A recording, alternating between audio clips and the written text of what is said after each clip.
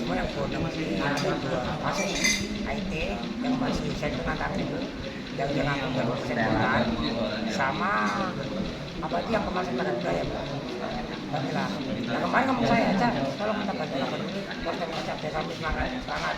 Oh ya kalau apa tanya apa ya kan nanti biar abang semangat nanti kalau semangat juga nanti kalau semangat kita ini sampai baru semangat untuk meneruskan perjuangan ini sama apa yang kembali apa pengakuan ya dosen 90% dia yang bukan ini ya bagaimanapun juga Sunan Bonang itu situs dan aset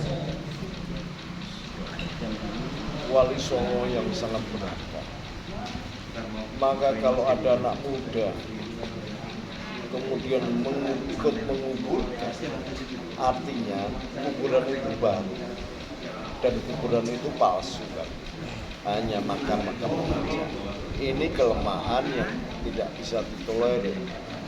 Maka kalau benda sebagai durian atau pengaku Wali Songo yang melakukan dakwatul Islam paling sukses di dunia di Pulau Jawa, maka mulai saat ini kita harus menjaga dan mengamankan dari segala bentuk pemalsuan dan perusakan situs-situs.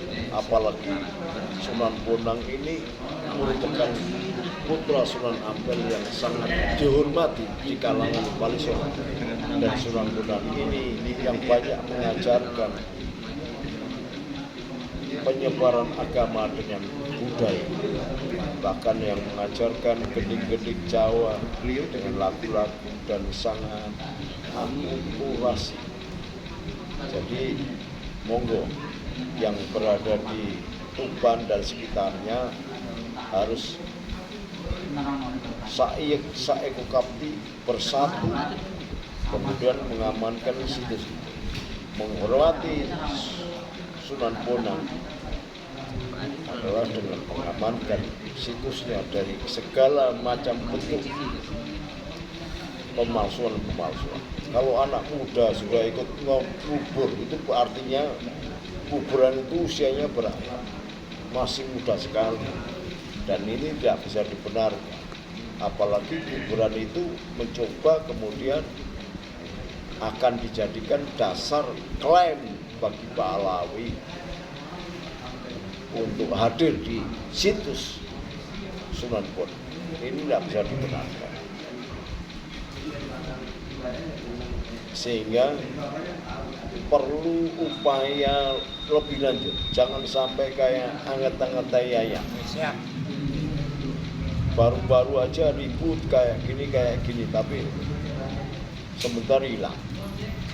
Pemalsuan kuburan ini tindak lanjut dari pemalsuan asal, dan itu dilakukan oleh Laten Bahaya PKI Arab, dan ini harus kita waspada. Jangan sampai sejarah bahkan situs kuburan dipalsukan, sejarah kemerdekaan dipalsukan, semua dipalsukan. Bahkan dengan semena-mena mengatakan bahwa Bali memiliki derajat lebih tinggi dari Rasulullah, sehingga berani mengatakan Taufik Mukhodam itu tidak pernah sama sekali berhaji atau berumrah, karena dirinya setiap hari ditungguin oleh Rasulullah. Rasulullah adalah pemimpin yang dipuji sekali oleh Allah sebagai akhlakul mulia, bahkan diberikan mandat di atas pundaknya. Summa ja'alnakum khala'ifa fil ardi linanzura kaifa ta'malun. Diberikan mandat wama arsalnaka ila rahmatan lil alamin. Tidak mungkin kemudian dia menjadikan Taufik Mukhodam sebagai gurunya, tidak mungkin. Pengertian agamanya apa Taufik Mukhodam yang lahir sekian ratus tahun kemudian beranggapan bahwa setiap hari Rasulullah nunggu di makamnya? Ini tidak bisa dibenarkan. apalagi kalau dia merasa mengatakan dirinya sebagai orang Islam, kok tidak pernah melaksanakan kesempurnaan hukum Islam, maka dipertanyakan keislaman dari Taufik Mukudam itu. Oleh sebab itu, anak cucu keturunan Wali Songo, kita tidak usah sampai ke keturunan Rasulullah. Keturunan Wali Songo yang paling menjadi awal perjuangan dakwatul Islam di Asia ini harus pakai. Harus berani melawan, tetapi jangan sampai menggunakan cara-cara yang digunakan oleh HTI dan FPI, sehingga lepas kendali, tidak kenal kesantunan, kesopanan, sehingga kita terpelenceng dan tersesatkan oleh ambisi, dan kemudian sama-sama mengunggulkan nasab. Nggak ada artinya nasab itu, karena Rasulullah sendiri ketika ditanya oleh sahabat, ya Rasulullah, ajarkan aku tentang nasab. Apa itu nasab? Rasulullah mengatakan, tidak perlu membahas soal nasab, karena orang yang membanggakan nasab itu adalah perilaku jahiliyah. Maka LSI atau PBI kalau merasa keturunan Wali Songo, jangan membangga-banggakan keturunan Wali Songo. Karena kalau engkau membangga-banggakan keturunan Wali Songo, sama dengan Pak Alawi yang membanggakan keturunannya, sama-sama jahiliyah. Jadi kalau kita ingin mengoreksi sesuatu, jangan memakai cara yang dikoreksi. Itu sama saja. Jangan mencuci sarung dengan air kencing. Nggak ada artinya, itu malah menyebarkan najis. Jadi kalau kita mengoreksi Pak Alawi yang sering menonjolkan nasab, maka kita harus dengan cara yang akhlakul karimah, dengan keilmuan, dengan data, dengan sabar, dengan ketinggian dan keluhuran hati kita.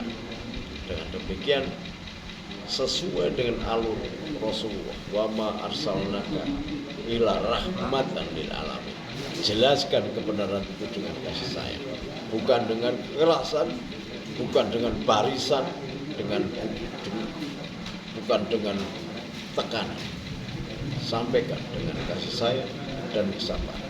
Wasawirhum fil amri, innallaha masabirin. Dan Allah mengatakan, ya ayyuhalladzina amanu sabiru wasabaru warabitu wattaqullaha la'allakum tuflihun.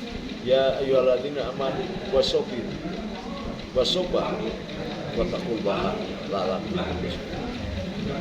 Kalau kita ingin menemukan kemenangan, tempuhlah dengan cara sabar,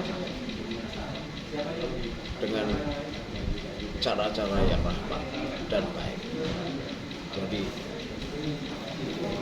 rahmat, kasih sayang, kesabaran tidak mengurangi ketegasan.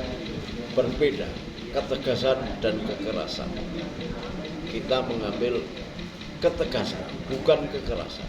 Karena kita santri-santri ulama NU, maka kita harus berpegang dengan pola dan tradisi serta siasat perjuangan ulama NU. Assalamualaikum warahmatullahi wabarakatuh. Waalaikumsalam warahmatullahi wabarakatuh.